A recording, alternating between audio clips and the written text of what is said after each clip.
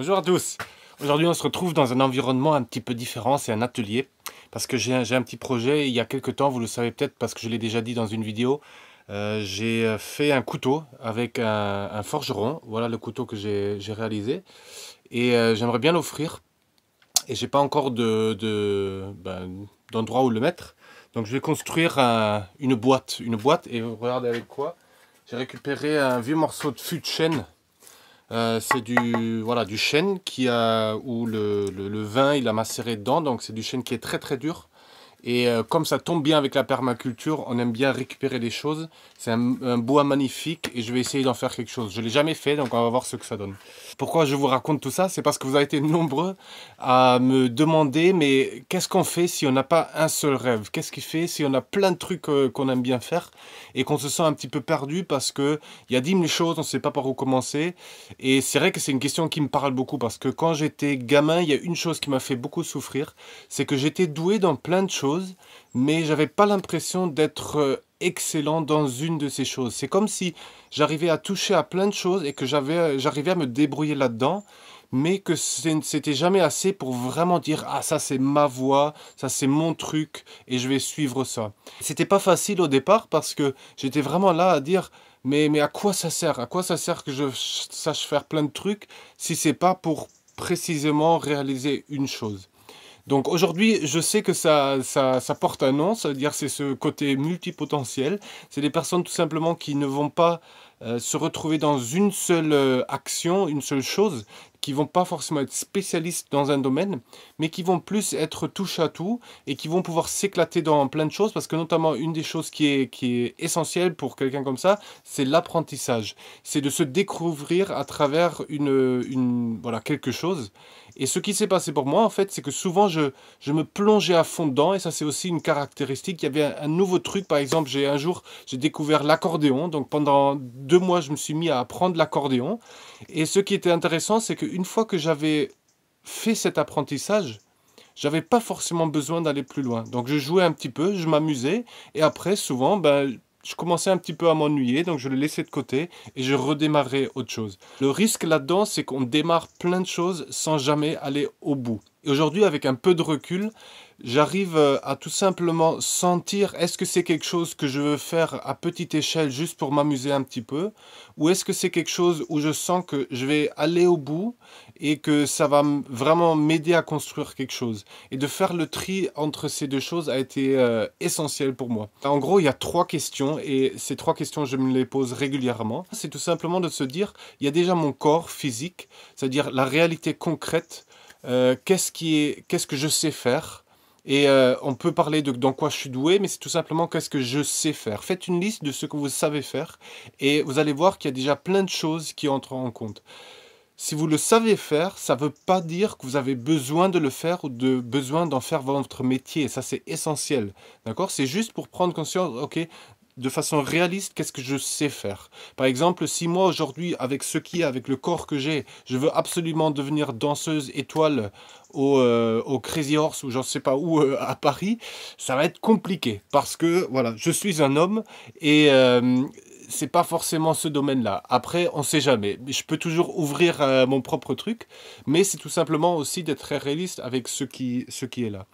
La deuxième question, c'est qu'est-ce que j'ai envie? Ça veut dire qu'est-ce qui, au niveau émotionnel, me donne envie? Et ça, c'est tout simplement, vous le sentez, vous êtes attiré par certaines choses et ça me donne envie. Encore une fois, c'est pas parce que ça vous donne envie que vous avez besoin de le faire.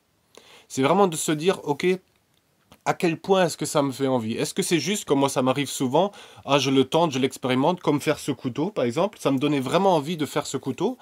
Et je me suis vraiment plongé dedans à fond pendant un week-end du moins. Et je croyais que maintenant j'avais trouvé, j'allais devenir forgeron. Mais finalement, au bout de quelques semaines, j'ai laissé poser tout ça. J'ai dit, c'était une très belle expérience, ça m'a beaucoup appris sur moi. Et au final, j'ai pas besoin de devenir forgeron. Donc suivez cette envie.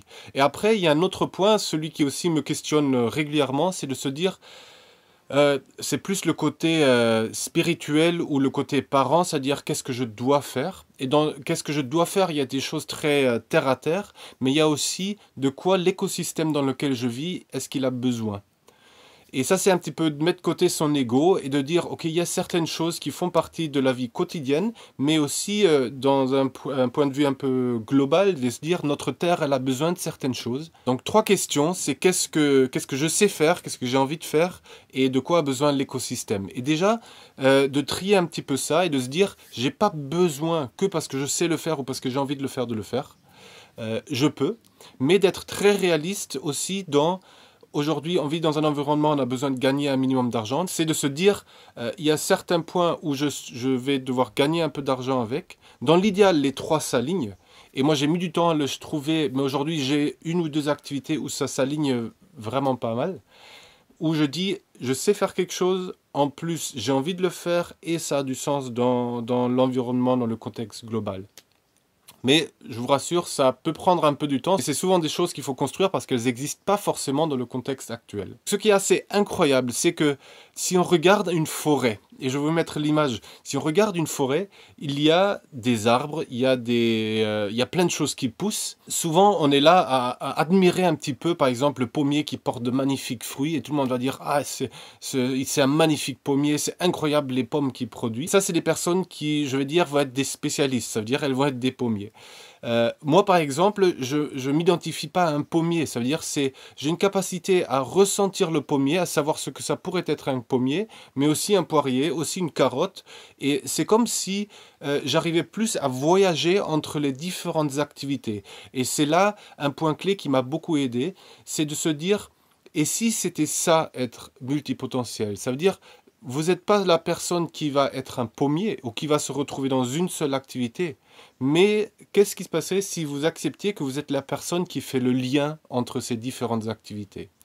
Et dans la nature, et ça aussi j'ai fait des expériences là-dedans qui étaient assez extraordinaires, où j'ai pris conscience que si je devais être quelque chose dans la nature, je serais un champignon.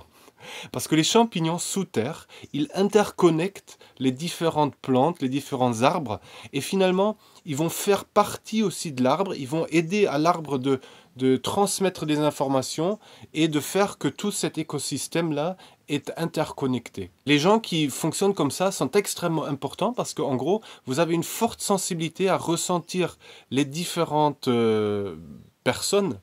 Et d'une certaine façon, vous arrivez à créer le lien parce que non seulement vous comprenez, par exemple, je ne sais pas, vous comprenez le pommier, mais vous êtes vous-même en partie un pommier. Par exemple, si moi je devais travailler avec des forgerons, non seulement je peux travailler avec eux, mais comme j'ai moi-même forgé et je me suis moi-même confronté à la réalité de qu'est-ce que ça veut dire, ben ça me permet de mieux...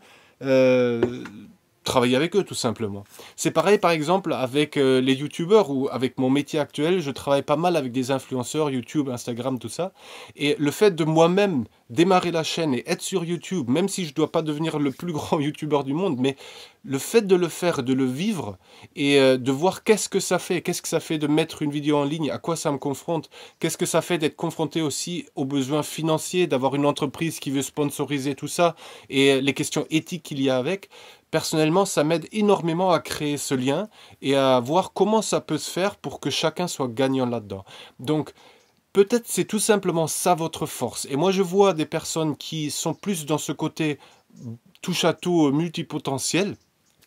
C'est de se dire, peut-être que vous êtes de super managers, peut-être que vous êtes de super gestionnaires de projets, peut-être vous êtes quelqu'un qui va créer le lien entre des personnes, qui va animer des groupes pour échanger, qui va être dans l'empathie des différences et qui va faire que certaines différences vont recommencer à se parler. Et il y a 10 000 métiers qui sont là-dedans. C'est une notion de médiation, mais aussi voilà, de recréer ce lien. Pourquoi c'est aussi difficile par moment de vivre ça dans notre société actuellement?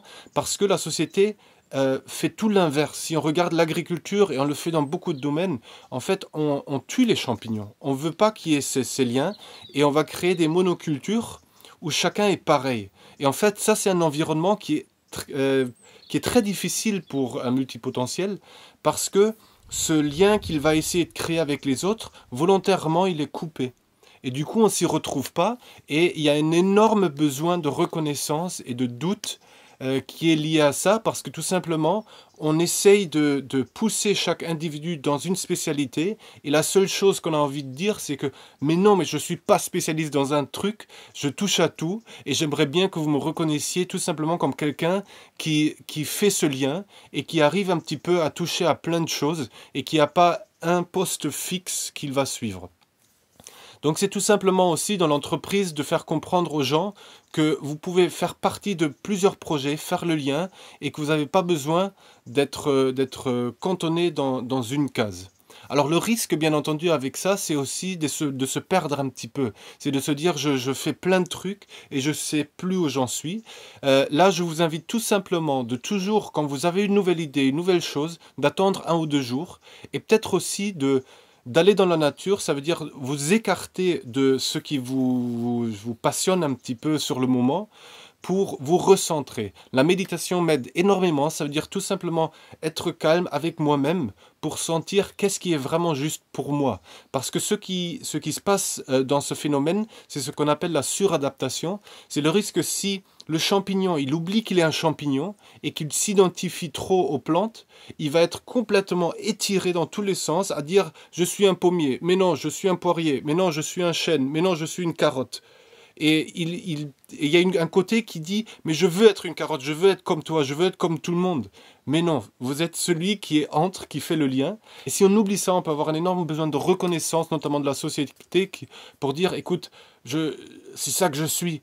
Et que je peux pas me changer parce que sinon, moi, je me perds et je me décentre complètement. Encore une fois, qu'est-ce que vous savez faire, quelles sont vos envies et de quoi a besoin aussi l'environnement dans lequel vous êtes. Et faites bien un tri entre avec quoi je vais gagner mon argent, combien d'énergie je mets dans chaque point. Parce que finalement, vous pouvez toucher à tout, mais faire tout en même intensité, en même temps, c'est pas possible. Avoir 10 métiers en même temps, avec la même intensité, ça peut être très difficile. Parce qu'il faut aussi, dans certains métiers, tout simplement, mettre de l'énergie pour apprendre certaines compétences, mettre du temps, voilà. Et moi, aujourd'hui, comment je fais, c'est que, et là encore une fois, la permaculture m'aide beaucoup, c'est je m'observe moi-même, j'observe ce que j'ai envie de faire, et après, je me dis combien d'énergie, de temps, je peux y mettre et que ce soit juste. Pas trop, pas assez, mais juste ce qu'il faut. Et que je suis prêt aussi à lâcher prise sur certaines envies que j'ai, juste pour dire, là, il y a quelque chose qui est en train de se construire et que j'ai envie de voir qu'est-ce qui se passe si je suis un peu patient et je continue un pas après l'autre par le construire. Et souvent, ce qui est juste, c'est ce que vous faites naturellement. Moi, par exemple, la chaîne YouTube, je l'ai démarrée et ça me paraissait naturel. Je ne me suis pas forcé. Ça faisait longtemps que j'y pensais. Mais à un moment donné, quand je me suis lancé, ça s'est enchaîné.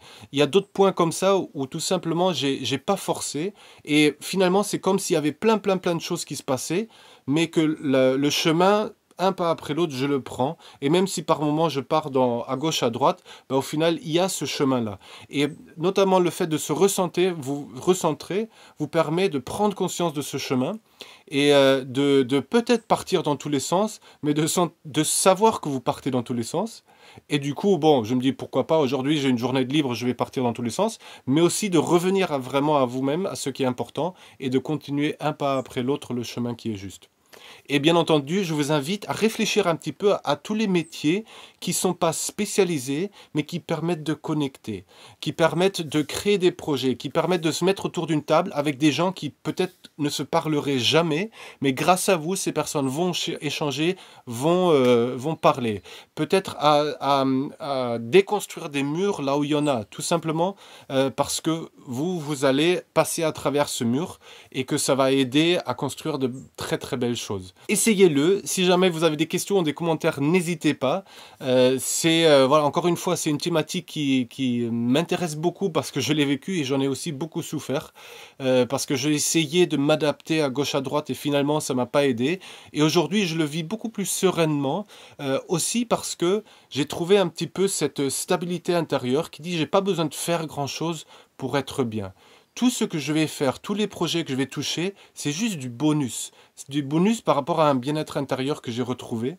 Et ça a été vraiment un boulot, mais ça vaut le coup de se tenir à ça et de prendre conscience que peut-être aussi, comme moi, vous êtes un champignon et que vous allez tout simplement créer ce réseau qui est présent et qui va permettre à des gens à réaliser leurs projets. Et ça encore, c'est peut-être la dernière chose que j'ai envie de vous dire, c'est que est-ce que vous avez vraiment besoin de créer votre projet? Est-ce que vous avez besoin de créer votre arbre? Ou est-ce que votre force, c'est d'aider les autres à réaliser leur projet?